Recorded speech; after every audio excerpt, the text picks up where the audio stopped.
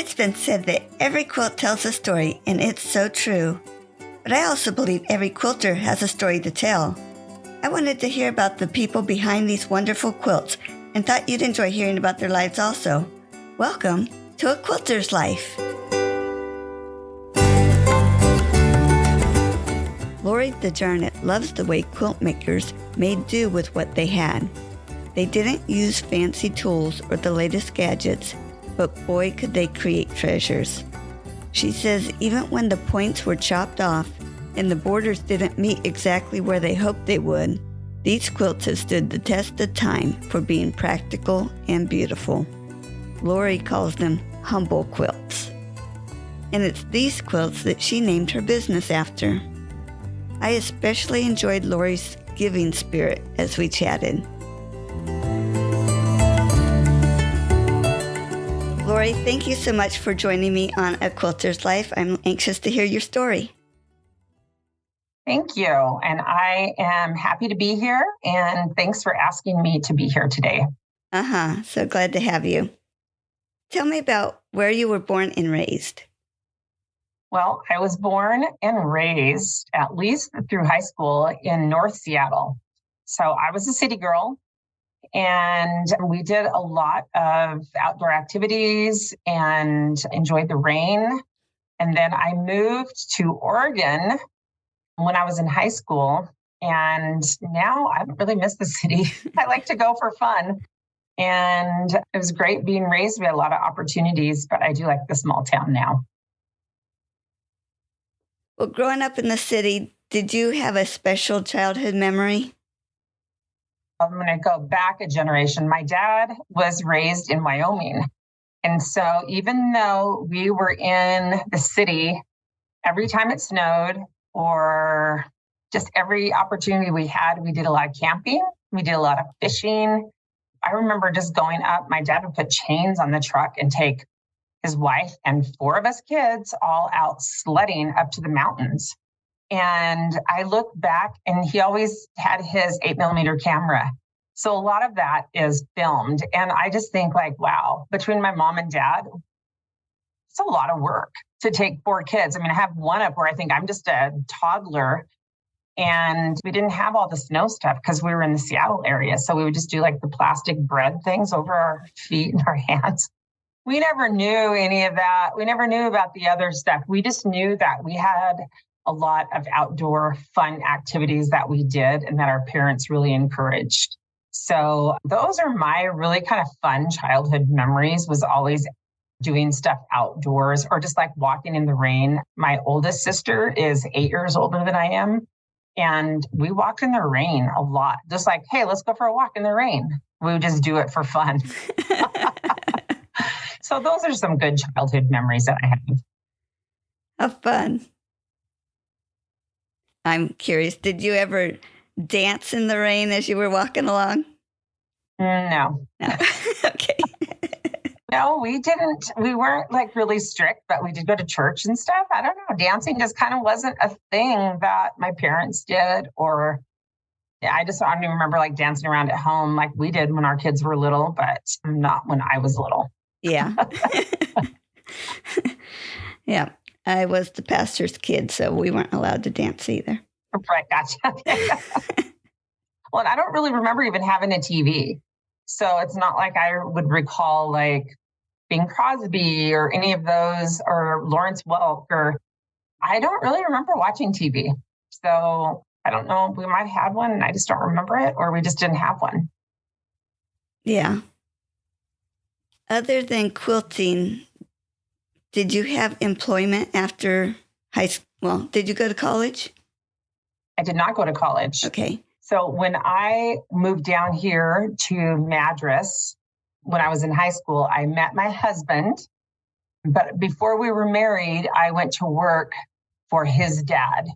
So who is my future father-in-law. And he owned an auto parts store. And basically I worked there until we sold it 1 year ago. And I worked there on and off as I raised the kids. I didn't have to work there. But then when I could work there, I did. And so it was definitely kind of on and off over the course of 40 plus years that I worked there. And eventually it was my husband's business. And then so in turn, that means that was our business together. So that wasn't really like a career, but I did learn a lot. I did a lot of bookkeeping, but when necessary, I would go help customers too. Say, how can I help you today? And they would need auto parts. And so I would help them with their auto parts. Very practical job. I bet you learned a lot. Yeah, I did more than I wanted to.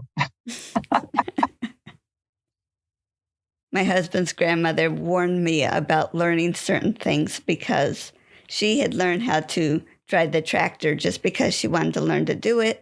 And then after her husband died, she was the only one that could do it, and she had to do it because she knew how. So she warned me, don't learn it unless you really, really want to do it. Exactly. Yeah, that makes a lot of sense. Totally understand that. Okay, so we kind of covered how you got to where you are now. Is there anything else about your family you would like to share? Just that I have two great kids that I raised in a small town. I homeschooled for 7 years. I homeschooled them both at different times and some together, and really enjoyed that, but kind of left it up to them if they wanted to go to public school or not. We didn't have any options, so it was public school or homeschool. They both live in Oregon now, and they're terrific kids, very smart. And yeah, I mean, who doesn't say that about their kids though? But anyway, no, they're good kids. They appreciate my quilts too. So I love that. Yeah. How about other crafts that you do or have done? Well, when the kids were little, I actually taught myself to sew, especially when my daughter was born. My firstborn is a daughter. So I thought, oh, that might be fun to like sew some clothes. So I kind of taught myself how to do that, and kind of made curtains and like little home stuff, decor, pillows, things like that. Dabbled with a little bit of cross stitch. And yeah, I loved gardening and stuff. That's not really a craft, but it kind of is. And so pretty much just, home decor kind of stuff, placemats and curtains and easy things like that, and cross stitch. That was pretty much the extent of crafting. I'd try a few other, whatever kind of was the in things, drying apples and making wreaths, or, I don't know, just doing random stuff. The corn husk dolls.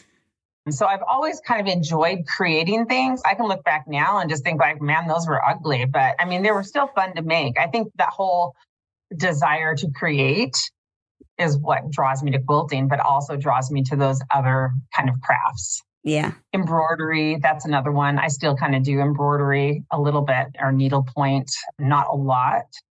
But as I'm aging, my eyes are getting worse, so I can't do too small of stuff.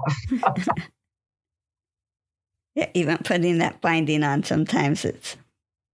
Exactly. I got to get my glasses and the light for sure. Yeah. You mentioned gardening, and I was going to ask about other hobbies.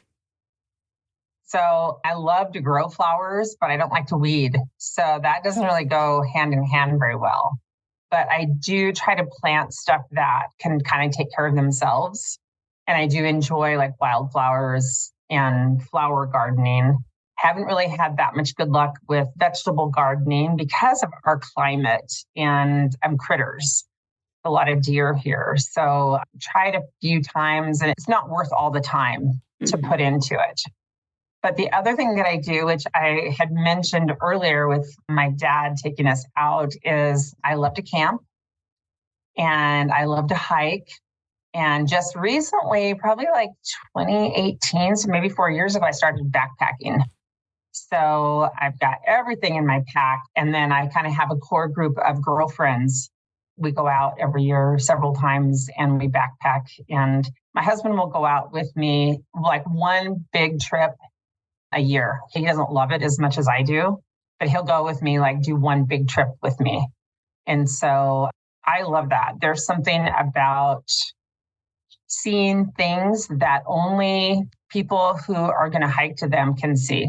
If you're only going to use your 2 feet, the only people are going to see the same things I'm seeing So there's something kind of cool about that. And then just going like where you're not going to see like a lot of people. And I don't know, I'm just kind of communing with, I don't even want to say communing with nature, just being in nature is what I like. And I think when I was little, that love of the outdoors came from my dad.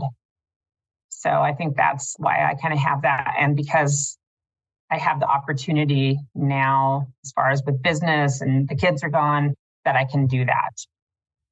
How fun. Now, how long would one of those trips take? Well, it kind of depends. The girls and I like to plan one big trip. So a lot of times it's a loop or something. So, I mean, usually like 3 nights is about the maximum that we've gone out. So some of these bigger trips, we have to drive kind of a distance to get to. And so it's like, if you're going to drive 6 hours, you might as well make it worth your while to go like several miles or whatever. So I think one that we're talking about doing this year is like a 40-mile. It's a tough one. I go, I don't think I can do 10 miles a day for 4 days. And so we'll work it out. So this one might be one of the longest ones. So maybe like a 5-nighter. So anyway, lots of mileage and it's just fun. We just have a really good time. It's a really good core group of friends that we like to spend time with. That sounds really fun. It is, yeah. I'm trying to picture how backpacking can show up in your quilting. Yeah, it does. So I am so inspired when I go out, especially let's say in the spring, and I see like wildflowers just blooming all over the place and they're every color. To me, that totally translates into the type of quilts I like to make, which are scrap quilts, where I see like different color combinations. My husband and I did a hike up to Mount St. Helens this year and the wildflowers were blooming. It was so beautiful. And just to see like, oh, purple and yellow, those go good together. How do they fall on the color wheel? You know, or green as a neutral really kind of, I mean, green is everywhere outside. So if you put even like brown and green, you know, brown trees or whatever, it definitely translates to quilting. I think a lot of it is just like the color of the colors that I see out there. When Christmas is all over and like January is kind of a time to redecorate my house, what I think of is I see outside my door snow-capped mountains we have a lot of sunny blue skies, but our ground and everything and the trees are all pretty barren and brown. So those are kind of the blue and the brown color combination, or like blue and white quilts kind of really remind me of the mountains that I see every day or the ones I climb. I guess it could be some of the mud too, but you know, if the weather's not that good, I'm not really one of those diehards that has to go out when the weather's bad. But so really I see, probably in my quilting, I see more when I see my quilts, I see, oh, that's what that reminds me of. That reminds me of those snow-capped mountains, or that reminds me of that wonderful flower patch that I saw. So it definitely has a correlation. That is really cool. Thanks. Tell me about who introduced you to quilting. Kind of a funny story about that, but even just going back kind of a long ways, when I was little, I didn't really know that much about quilting, but I have a picture of my mom on the floor tying a quilt, all polyester, one of those kind that I think it might even be in our camper. But I never really put 2 and 2 together. I mean, she did it out of necessity. It wasn't really like beauty. So one winter, my sister-in-law, who also lived in the same town that I live in, said, hey, I saw a sign up at the stitching post in Sisters, Oregon, that they're having beginners quilt class. What do you think? Do you want to do it with me? And I said, oh, that sounds like fun. Sure. You know, so we looked into it more. It was like a 6-week course with Jean Wells, who's the owner and the person that started the stitching post up there. She was just teaching a basic beginner's class where you made a sampler quilt. So we drove up once a week in the winter on ice, in snow, everywhere else. And once a week we'd go up. She would tell us, this is what you're going to make this week. She would show us how to make it, how to use the tools. It's how I learned, you know, how to use a rotary cutter, how to applique different ways, everything that you needed to know to make a quilt is what we learned. But then we would come home and then we would have that week to make the pattern that she gave us. And then the next week we'd go and bring our things and it's like, oh, how'd this work? Whatever. She was so approachable. She was a great teacher. So we did that for 6 weeks. And then we put our quilt together and I was like, by golly, I have a quilt. And I liked it. I didn't love it, but I liked it. And I learned so much. That was 1993. So the next year in 1994, somebody else was offering a class up there and was a star sampler. The first class, we learned the basics. We learned how to put colors together. The second class, we learned how to make your seams all join properly, how to use a 1/4 inch seam, how to iron right, how to do a set-in seam, all those other trickier things that basically built on the first class. And so it was my sister-in-law who definitely doesn't quilt as much as I do now. But we did these 2 quilt classes together, and that was the foundation for all the quilting that I've done since then.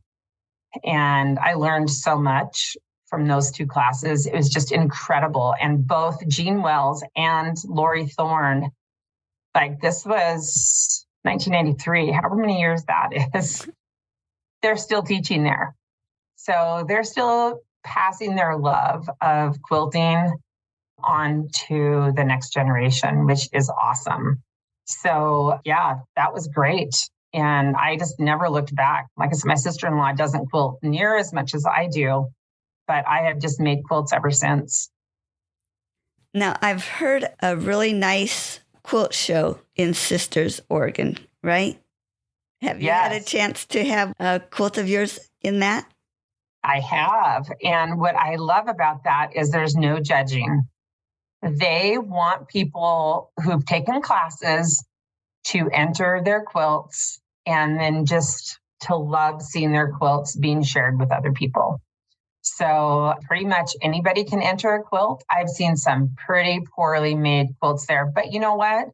That's somebody's quilt that they made and it's precious to them. And it was so precious that they wanted to put it in the show and share it with other people. They were encouraged to do that. So I love that. And that still is the same heartbeat of the show, which is great. So yeah, I've had several quilts in there. I've actually sold quilts in there. And then I haven't lately. Things have been a little crazy the last 3 years, but I try to go and keep it on my calendar every year.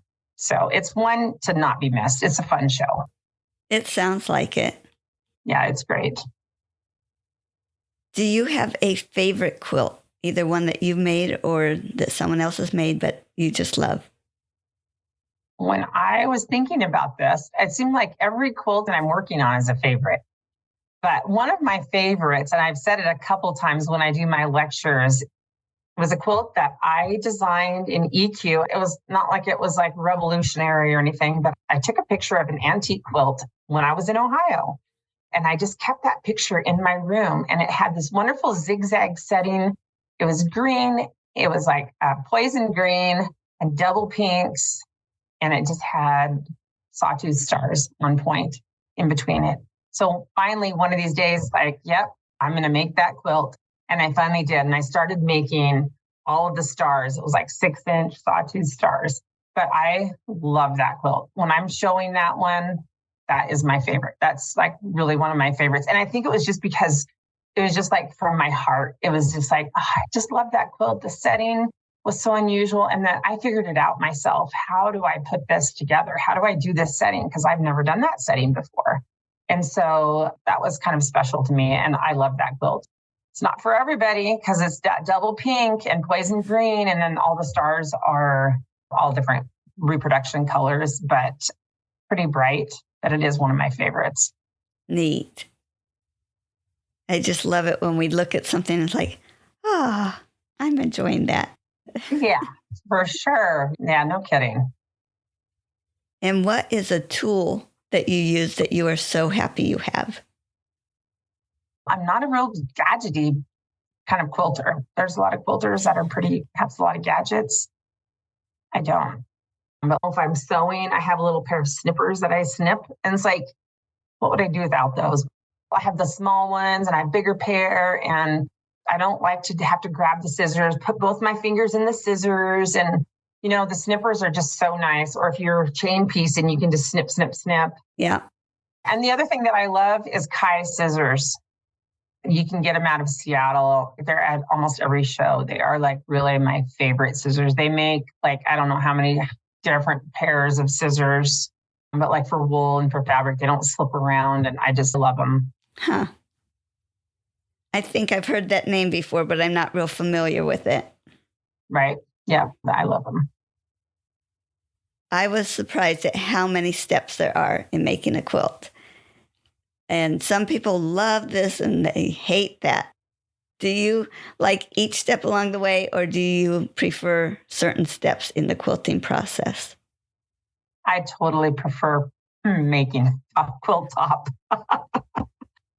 You know what I really like when I'm making my patterns, or if I'm doing like a quilt along on my blog or whatever, I was like, okay, then make this blog, put it on your design wall, admire it. Ta-da, look what you've done.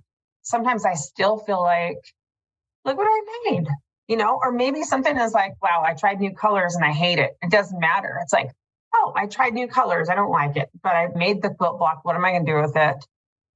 I don't make complicated quilt tops, but I like seeing the quilt tops come together. And I'm not a chain piecer. I mean, I have done chain piecing, but I like to make one block and put it up. And it's like, oh, that looks really nice. Then I'll make like maybe 3 more blocks, and then I'll put them all up and I'll admire how the top looks. And so really piecing and putting that top together, seeing your creation come to life out of all these different fabrics, I guess to me, that never really gets old. The rest of it is kind of the same. Quilting is hard. Basting is hard. I do like binding sometimes. If it's a really big quilt, it can be hard to put on. But I love just hand sewing it down at night or whatever in front of the television, or I don't mind the hand sewing. But the rest of it, I find quilting is probably the most tedious, the least enjoyable.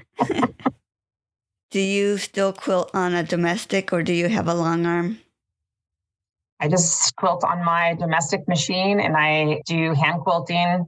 Not a lot. I started having a lot of problems with my hands, and I've kind of worked through that a little bit now. But I did buy one of those Go cutters. So if I'm going to cut strips, like if I need to cut like a lot of lengths of strips, that really has helped my hand and I think it was actually carpal tunnel or something. But everything I was doing, gripping, sewing, rotary cutting, everything was putting that extra pressure on my hands and my wrist. And so the Go cutter has helped a lot in that fashion. So I have laid off like quilting really big quilts. The last one that I hand quilted was 100 by 100. It was just massive and it takes me forever. I'm super slow. So yeah, just have my home machine. Share with me your worst quilting experience.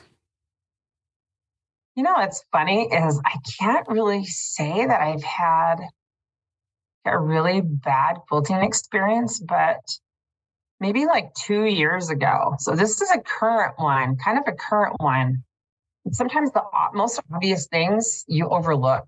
And then you're like, what was I thinking when I did that? So I sent a quilt to a machine quilter to have them baste it for me on their long arm. But I had all intentions of machine quilting my quilt once I got it back. I was going to do like cross hatching, and a lot of people who have the long arm cross hatching doesn't really work that well on there. I think you have to be kind of gifted in that way. So I was like, just baste it for me and I'll do it on my machine. So when it came time for me to start quilting it, I was getting hung up on every single one of those basting stitches. My foot would get caught underneath. Then I'd have to trim it, and then it would do it again. So I was stopping like 20 times on one row. And I was like, this is not going to work. I think I had 1 or 2 rows already done. I have 3 people that do machine quilting for me when I need a long armor to do it. And so I called one of them and I was like, I don't know what the heck I'm doing, but I'm in a bind here. And so she looked at it. I think I had her on FaceTime or something. Just like, what the heck was I doing? So she's like, yeah, I can take care of that for you. So I went and I took out all the basting stitches that I had paid to get put in, took out all of my stitches, folded it all up very nicely with the batting and the backing and the top, and put it in a box and sent it away to be machine quilted. So it's not really quilted the way I would want it quilted. I love my quilter. There's no doubt about that. But I was like, oh yeah, sure, do that one. But it's an old quilt, but it kind of has a modern quilting on it. So for me, it's not what I wanted the quilt to look like. It's totally fine. I have a lot of quilts. So if a quilting doesn't turn out exactly the way I don't want it, or if I find a mistake that maybe my quilter has done, I'm not going to tell them because it's only a quilt. And these people who are quilting for me are my friends. The friendship is more important than a tuck in the back or whatever. I don't know, so I may not be like thrilled about it, but it's like, whatever. It's not the end of the world. My friendship is more important. So that was what I felt like with this quilt. It was like, whatever, I like the quilt top, but I use that now when I go to my lectures to tell them, like, even an experienced quilter who's been quilting for over 25 years can make like these bonehead errors.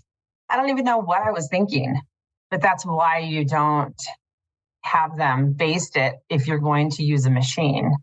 Anyway, so I had to learn that all afresh. My quilt blog is called Humble Quilts.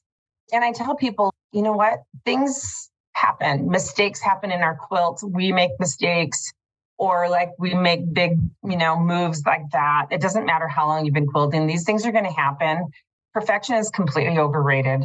So I like the quilts that I make to be used, to be loved, to be drug around in the house from chair to chair or whatever. Or if the kids, Mom, it's cold in my apartment, I need an extra blanket. That's why I make it. And they can call it a blanket. They know better not to do that. So I'll give them a quilt that I'm not necessarily going to be using in my lectures. But there's always something to be learned. There's a lot more stuff going on that we need to worry about. Yeah. I'm always interested in why do we do what we do. So what do you think has drawn you to spend your time quilting rather than doing something else that you enjoy? Well, I think really it's the art of creating something, which is great. It really gives us a lot. Like there's something very soothing about handwork. I remember going to my dad's bedside when he was in the hospital, and I associate that with like the quilt that I was working on when I was with him. I have a lecture. It's actually called 10 Reasons I Quilt. And that's one of them, is just like mental therapy is just good for the soul. There's a lot of reasons, more than 10, but that's probably like a good one. And I think just the joy that it brings, whether it's to other people or I don't know, what else would I be doing? And who do you make your quilts for? Mostly, I don't really have an agenda for my quilts unless I'm making them for somebody specific, which I don't really do that often.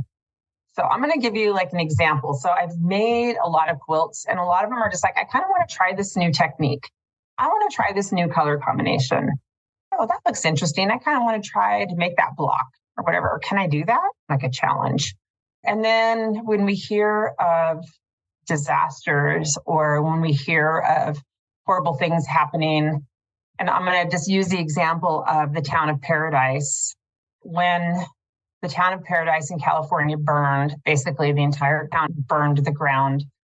I had people that were affected by that, friends that I knew, and we were really affected, probably maybe more so on the West Coast too. It was pretty brutal. It was awful. And so I used my blog and kind of did a call out. What do you guys have? People down there, quilt shops are accepting quilts and fabrics and blah, blah, blah. But anyway, what I did is I went through all of the quilts that I had in my house, and I was able to take 19 of my own quilts that I had made. And a lot of it I did kind of use, am I going to use this in one of my lectures or am I not?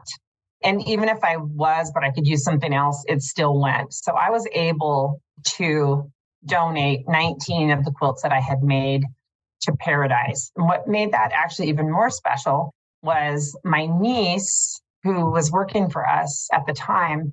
We drove down together to California with a pickup full of coats and pants and quilts and anything else that they said that they needed.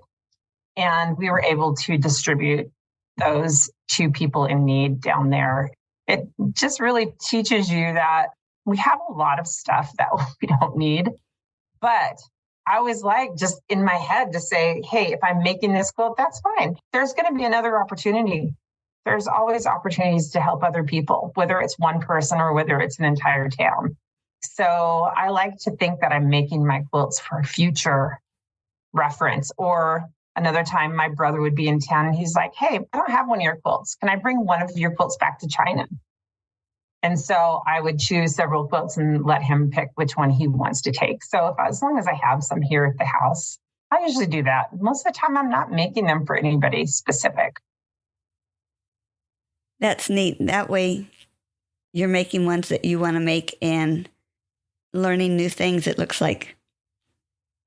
Exactly. And if I make a quilt and I really don't like it, I can find someone to give it to and just get it out of the house. I don't want to look at that anymore. They might. So, yeah. Well, I had been asking, what are you working on right now? And that's what the question I sent you. But I'm finding that I should probably be asking, how many things are you working on right now? So I have a blog and I put challenges out during the year, just fun things. I like to make people feel like we're part of a community. And so because we live in this big bad world, it's so nice to bring people closer together. And I really feel like that's what the internet does. And I'm hoping that's what my blog does, is bring people together. So right now I'm machine quilting a quilt that I put together using a panel, and it's Buffalo Bill. So I did a historic panel challenge. So, a lot of times we see these really cute panels or these cool things like Civil War generals or something, and people buy them, but then they don't know what to do with them. Like, how do I use those? So probably mid-year, I said, hey, let's do a challenge using a panel. And I came across a bunch of panels too. So I was able to sell them. I was able to say, let's do this challenge.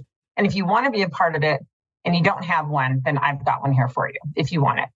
So it was a historical panel challenge. The due date was the end of November. And then I went on a mission trip last month. So I said, okay, I'm not going to have it done. So let's make it the end of the year. Well, I'm on the countdown. I'm machine quilting it now. So I think I just have a few days left. And I'm the leader, so I like to lead by example. So that's really what I'm working on right now.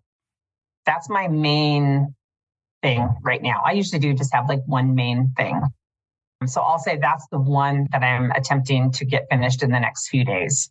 I'm all set up. I'm ready to roll. I've got a few lines done, and I think it'll be really cool. So it's a unique panel. We just bought property in Wyoming. So I thought when I saw Buffalo Bill Cody's panel, that it would be very appropriate. People won't be listening to this episode for a few weeks. So I will say we're recording the last week of December. So you have a few days here. Right. Okay. Thanks. Yeah. And share a quilting tip.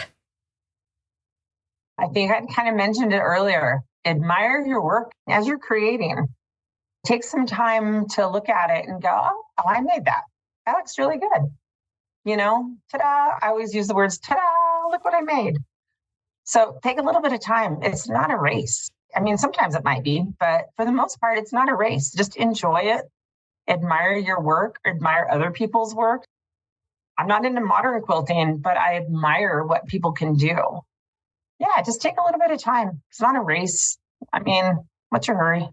I always say great quilts can't be rushed. That's a good saying.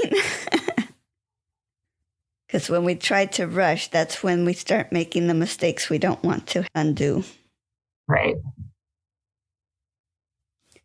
Now, you do have a quilting business. Can you describe how you went from having quilting as a hobby in it becoming a business for you?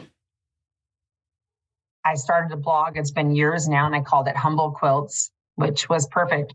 And basically, the title of that comes from the older quilts that I admired that were not perfect.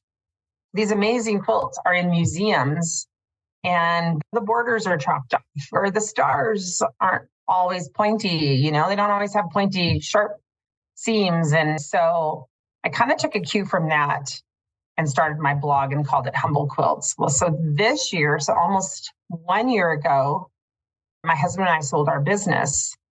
So we're not quite ready to retire, but I said, okay, well, I'm going to just focus a little bit more on trying to make money, make a little bit of money doing what I love with my quilts. So I had been doing some guild classes and lectures. They always ask me, like, do you have anything to sell? And I'd be like, no, I don't have anything to sell. And so I started patterning some of my designs and have tried that. So it's been like 1 year, basically at the end of this year, it'll be 1 year that I have kind of attempted that. And I just love being around people. I love sharing my love of quilts.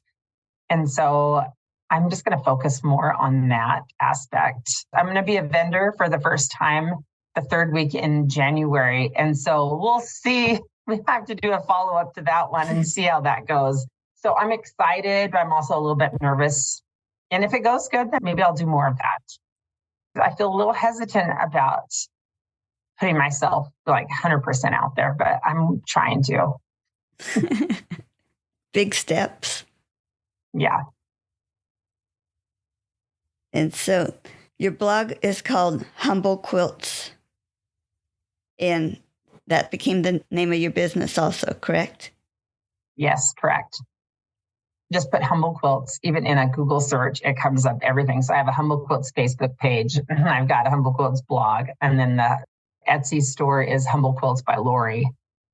I try to just change everything over to Humble Quilts. It's actually working. It's pretty catchy. So that part I think is working. I don't think I've heard it anyplace else. I think I hit onto something really good when I came up with that one, because that's actually really worked for me. Yeah, that's great. You offer some workshops. How did you feel when someone first signed up for one of your workshops? Well, I was excited. I was ecstatic, but I was also a little nervous. And because it's like, okay, I can do it through my blog because that's all like still, but how can I translate that to in person, which I actually love even more. So no, I was excited. Very first person that said, we want you to come to our guild and do a lecture and a workshop. And I was thrilled, and I haven't looked back since. And they keep inviting you, so you must be doing a great job. Yeah, thank you. Yeah, I hope so. How far do you travel from your home to do these lectures? I will travel as far as I need to, basically. The furthest I've traveled is Ohio. And I stayed with my friends. And then we lined up maybe 4 or 5 guild meetings, trunk shows. I don't think I did any workshops there because it's kind of hard to travel with that much. We just made like a little circuit. So Ohio. And then before COVID hit, I was going to go to Missouri. And I had 3 things lined up to do all at the same time. And then COVID hit. So we obviously know that everything went downhill after that. But I'm willing to go wherever someone would have me.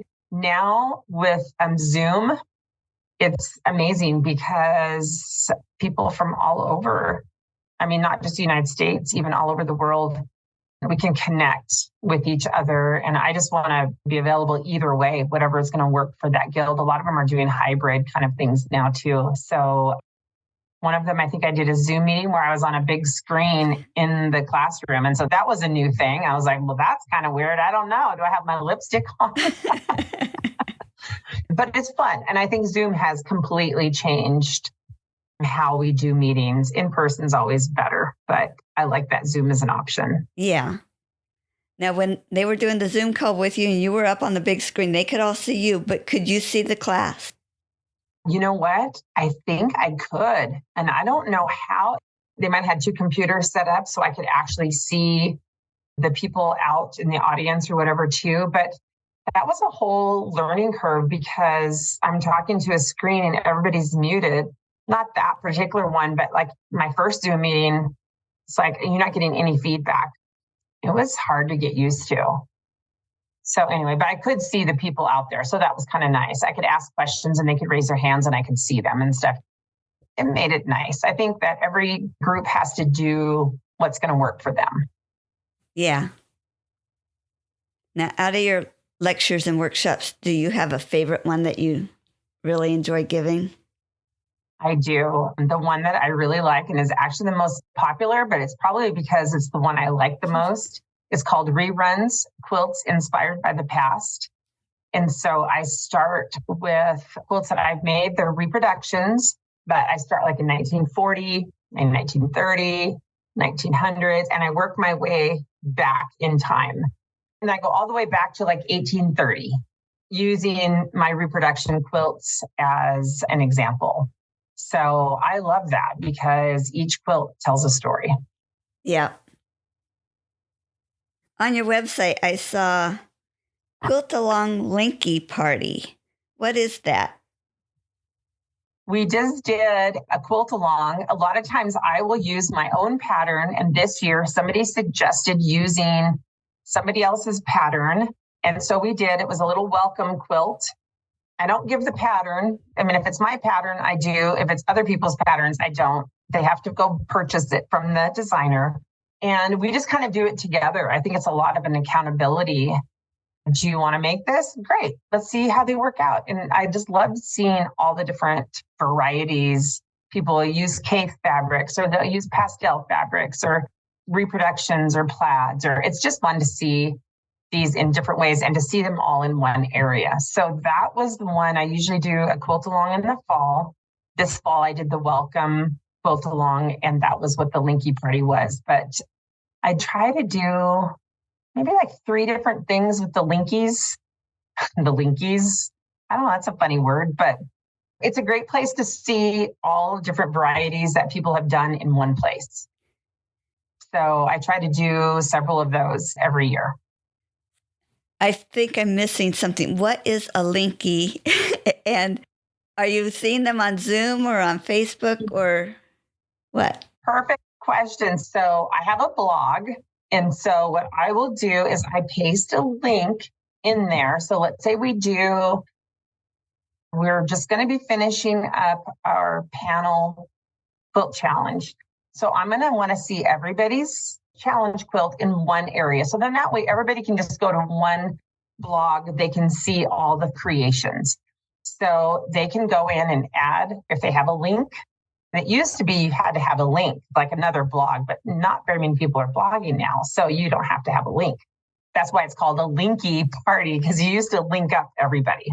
And so people can link up to their photos either at home or on Instagram or on their blog if they still have a blog. And then you can see everybody's picture on my blog because I'm the host of the party. And then you can still click on and you can go see a bigger version or more details about that specific quilt, whatever you see on there. So it's just a fun way to link back to other people and to kind of share our quilts online. Oh, neat. A neat way to get together. Yeah. Is there anything else about Humble Quilts you would like to share? Somebody asked me at one of the guilds that I did this summer, just so happened I was doing Glory Be patriotic quilts. So they said, well, do you ever make quilts that aren't patriotic? And it was like, well, the lecture is patriotic. So I brought on my patriotic quilts. I says, of course I do. I make quilts that are totally out of my wheelhouse. So they're not necessarily all one style of quilt. And like I said earlier, I think we can just appreciate everybody's quilts, everybody's style of quilts. They may not be ones that I want to make, but I can appreciate the work that went into them and the design challenges that went into them. So I think we just, as quilters, just need to be supportive of each other, regardless of if it's the type of quilting we do or not. I think for the most part, the quilting community is very uplifting of each other in that way. Yeah, I agree. Earlier, you told me where we can find your business, so I will have those links on your episode page so people can find you there. Thank you. Well, thank you so much for joining me. I really enjoyed getting to know you and listening to your story. Thank you, Paula. I sure appreciate it. Well, thank you. Okay, take care. You too. Bye-bye. You can find more stories on aquilterslife.com or subscribe on your favorite podcast player so each episode will be downloaded automatically.